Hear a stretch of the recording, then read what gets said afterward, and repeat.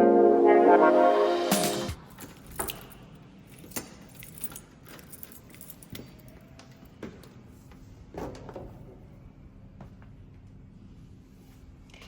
خدا فلفل.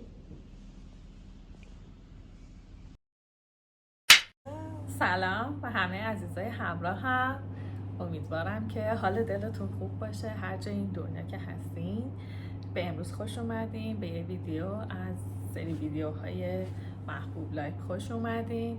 امیدوارم که از ویدیوهای امروز لذت ببرین. فلفلم اینجاست پیش منه، همراه همیشگی من تو آشپزخونه.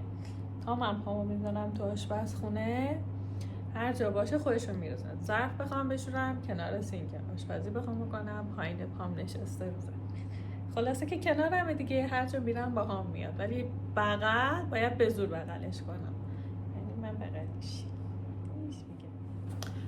خب خدمتتون عرض کنم که من تازه از سر کار اومدم، مقدار خستم، یه استراحت کوچولویی بکنم و یه غذایی به فلفل بدم، نه مثل که گوش نشه، یه غذایی بهش بدم و بعد بریم سراغ نهاره.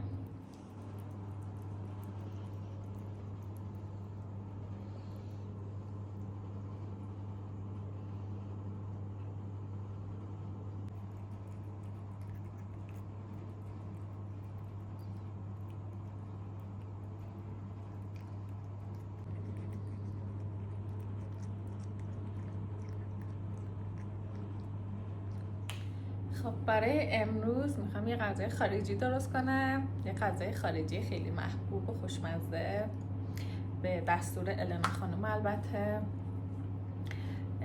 قراره امروز پاستا پنه درست کنم با سس آلفردو. با من همراه باشین. خب فیله مرغ داریم که به صورت حبه‌ای یا دراز دراز یا هر جوری که سلیقه خودتونه خوردشون میکنیم. قارچ داریم، قارچامون هم به اندازه های نسبتاً درشت خورد میکنیم و کنار میذاریم.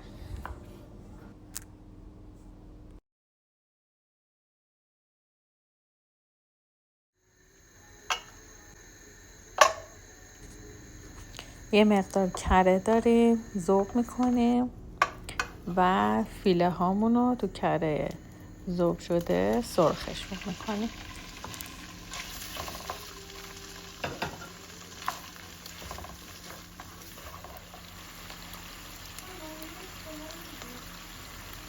نمک به مقدار دلخواه،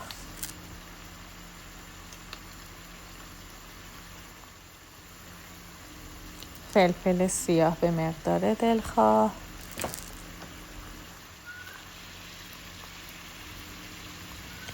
پودر سیر هم به مقدار دلخواه اضافه میکنیم و هم میزنیم. حالا قارچ ها رو اضافه میکنیم و با حرارت بالا تفت میدیم.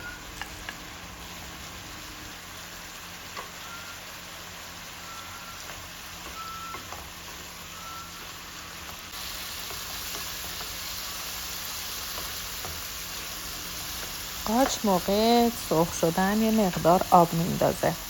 آبش که کامل کشیده شد خامه رو اضافه میکنیم.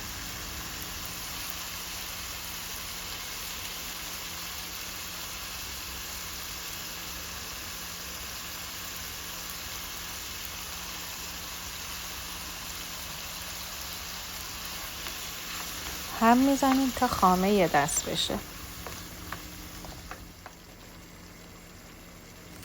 خامه که یه دست شد پنیر پارمزان رو اضافه میکنیم.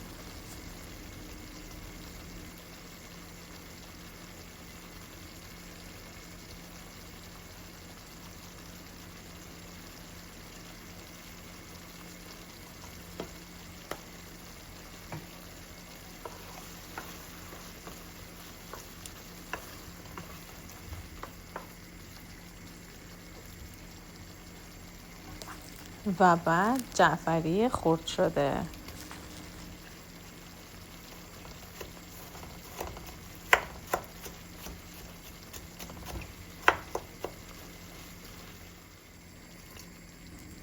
و 1 لیوان شیر.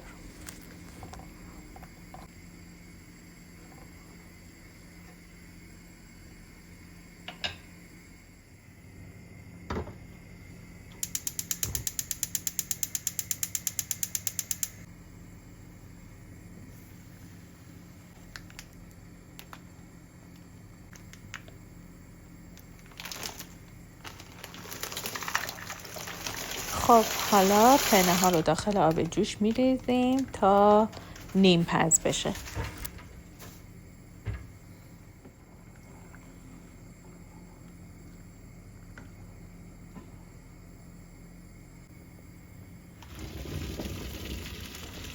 پنه ها که نیم پز شدن آبکش میکنیم و به مواد پاستامون اضافه میکنیم.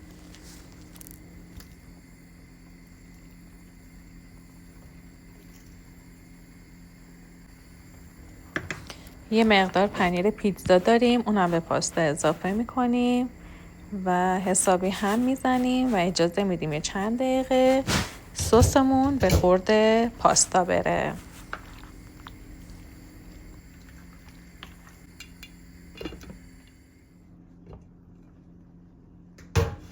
خب میرسیم به بخش هیجان انگیز پخت پاستامون و اون سرو غذاست.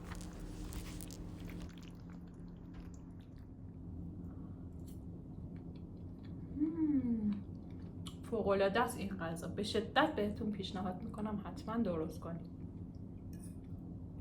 بفرمایید.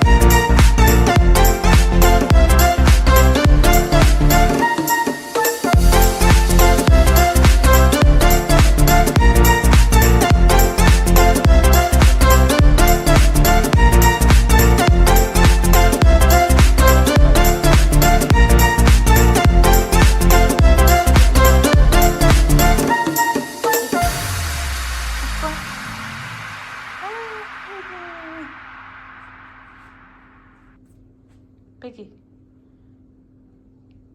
پاشو دیگه.